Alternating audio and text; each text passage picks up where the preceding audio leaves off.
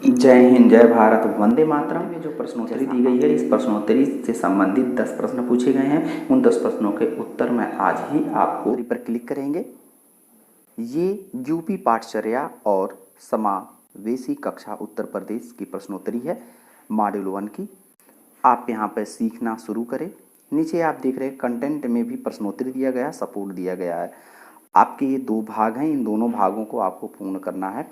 तो आप यहाँ पर सीखना शुरू करें, या प्रश्नोत्तरी पर भी क्लिक कर सकते हैं, या सीखना शुरू पर आप जैसे ही करेंगे प्रश्नोत्तरी यहाँ पर शुरू हो जाएगी। और प्रश्नोत्तरी के लिए आप यहाँ पर चलाएं पर क्लिक करेंगे। जैसे चलाने पर क्लिक करेंगे आपके सामने प्रश्नोत्तरी अपलोड हो जाएगी। 10 प्रश्नों की ये श्रृंखला है। 10 प्रश्नों की जो उत्तर है मैं आपको देने का प्रयास करूँगा, तो आप अच्छे से कर लीजिए। ध्यान रखिए कि ये प्रश्न आपको अलग अलग तरीके से, रैंडम तरीके से आपके सामने आएंगे। जिस सीरीज में मेरे ऐप्स में शो हो रहा है, इस तरह से आप में नहीं होगा। तो आप केवल प्रश्न और उनके उत्तरों को ध्यान में रखिए। यहाँ पर दिया गया है कि समान विकलांगता वाले 2 बच्चे, तो इसका जो सही उत्तर है आप देख रहे हैं कि कक्षा में शिक्षक द्वारा विभिन्न हस्तक्षेप की आवश्यकता हो सकती है। तो ये इसका उत्तर याद रखिएगा। ध्यान रखिएगा, ये प्रश्न जब आप में आएगा तो ये जो चारों ऑप्शन है ऊपर नीचे हो सकते हैं। तो इस तरीके से आपको ध्यान रखना है कि आप केवल उत्तर पे ध्यान रखिए। तो इसका जो समान विकलांगता वाला का जो सही उत्तर है वह कक्षा में शिक्षक द्वारा विभिन्न हस्तक्षेप की आवश्यकता हो सकती है। आप इस पर क्लिक करेंगे नीले रंग का। इसके बाद आप यहाँ पर आगे जो नेक्स्ट का बटन है, ब्लैक एरो का निशान, आप वहाँ पर सेलेक्ट करके आप आगे कर देंगे। इसके बाद दूसरा प्रश्न आपके सामने आएगा। यहाँ पर ये सही गलत नहीं बताएगा, जैसा आप दीक्षा ऐप के प्रशिक्षण में करते थे। यहाँ पर दिया है कि बच्चों को निःशुल्क और अनिवार्य शिक्षा का अधिकार आरटीई अधिनियम कब अधिनियमित किया गया और कौन से वर्ष में लागू किया गया। तो जो इसका सही उत्तर है आप देख रहे हैं, ये जो है कि वर्ष 2019 में अधिनियमित किया गया और अप्रैल 2010 से लागू किया गया। तो ये इसका सही उत्तर है। आप इसे सेलेक्ट करेंगे और आगे एरो पर क्लिक कर देंगे। तीसरा आपका प्रश्न आपके सामने है कि समावेशी शिक्षा को बढ़ावा देने के लिए निम्नलिखित में से कौन सा महत्वपूर्ण नहीं है। तो इसमें जो महत्वपूर्ण नहीं है वो ये है कि शिक्षक की सामाजिक आर्थिक स्थिति ये महत्वपूर्ण नहीं है समावेशी शिक्षा को बढ़ावा देने में। तो ये ऑप्शन आपका सही होगा। सेलेक्ट करके आप नेक्स्ट कर देंगे। इसके बाद जो चौथा प्रश्न आपके सामने है कि निम्नलिखित में से कौन सा कथन पाठ्यक्रम के लिए मान्य नहीं है।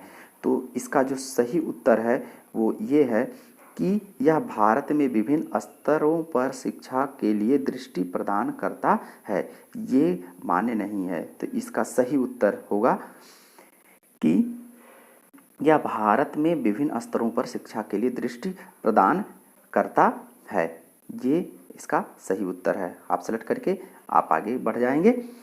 और जो पांचवा आंसर इस उत्तर है प्रश्नों का वो है कि राम दृष्टिबाधित छात्र है, निम्नलिखित में से कौन सा उसके लिए अभिविन्यास और गतिशीलता प्रशिक्षण के लिए सबसे उपयोगी है। तो जो सबसे उपयोगी है इसका सही उत्तर है स्कूल भवन के स्पर्श नक्शे, ये इसका आंसर सही है 5वें का।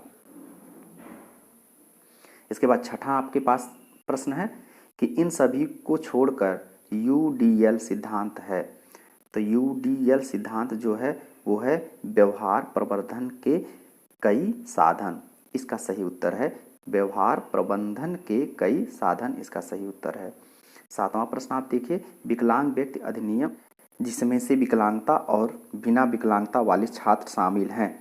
तो जो इसका सही उत्तर है आप देख रहे हैं कि एक साथ सीखें और शिक्षण और सीखने की प्रणाली उपयुक्त रूप से अनुकूलित है, उपयुक्त रूप से अनुकूलित है। तो इसका जो सही उत्तर है कि एक साथ सीखें और शिक्षण और सीखने की प्रणाली उपयुक्त रूप से अनुकूलित है, इसका सही ऑप्शन ये है।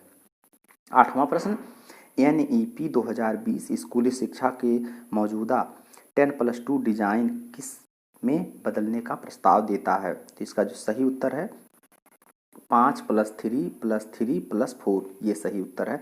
आप इसको चुनेंगे। इस तरीके से 9वां प्रश्न आ जाएगा कि भारत में शिक्षा पर पहली और दूसरी राष्ट्रीय नीति को किन वर्षों में तैयार किया गया था। तो इसका जो सही उत्तर है आप देख रहे हैं 1968 में पहली और दूसरी 1986 में। इसका सही उत्तर है 1968 और 1986 आप सिलेक्ट करेंगे। और इस प्रकार से लास्ट प्रश्न 10वां है कि निम्नलिखित में से राष्ट्रीय पाठचर्या की रूपरेखा के लिए कौन सा वाक्य सही है। तो राष्ट्रीय पाठचर्या की रूपरेखा के लिए जो ये तीनों ऑप्शन दिए गए हैं सभी सही इसके हैं। तो इसका जो सही उत्तर है वो सभी है। तो राष्ट्रीय पाठचर्या की रूपरेखा के लिए कौन सा वाक्य सही है, तो इसका ये जो तीनों दिए गए हैं वाक्य तीनों सही हैं। इस तरीके से आप सभी चुनकर आप आगे बढ़ाएंगे तो आपको बताएगा कि 10 आपने प्रश्न है 10 आपने किया। और अगर आप सबमिट कर देंगे तो आपका ये पूरा शो कर देगा कि आपके कितने प्रश्न सही हैं और कितने गलत हैं। तो इस तरीके से आप अपना 10 के 10 प्रश्न सही कर सकते हैं। आवश्यकतानुसार आप इनमें से 1-2 प्रश्नों को गलत भी हो सकता है आपका, लेकिन जो मैंने आपको ये प्रश्नोत्तरी दी है ये 100% 10 में 10 सही है। तो आप अपने हिसाब से अपना मूल्यांकन करिए, क्योंकि 60% आपको लाना अनिवार्य है। तो इस तरीके से वीडियो आप करने का आएगा उसको भी आप देख सकते हैं, तीसरे का देख सकते हैं, जो भी मॉड्यूल आते हैं उसी तरीके से आप पूरे वीडियो को देख सकते हैं। प्रत्येक मॉड्यूल में अगर प्रश्नोत्तरी है तो उस प्रश्नोत्तरी को आप तक पहुंचाने का मैं पूरा प्रयास करूंगा। इस तरीके से वीडियो देखने के लिए बहुत बहुत धन्यवाद। जय हिंद।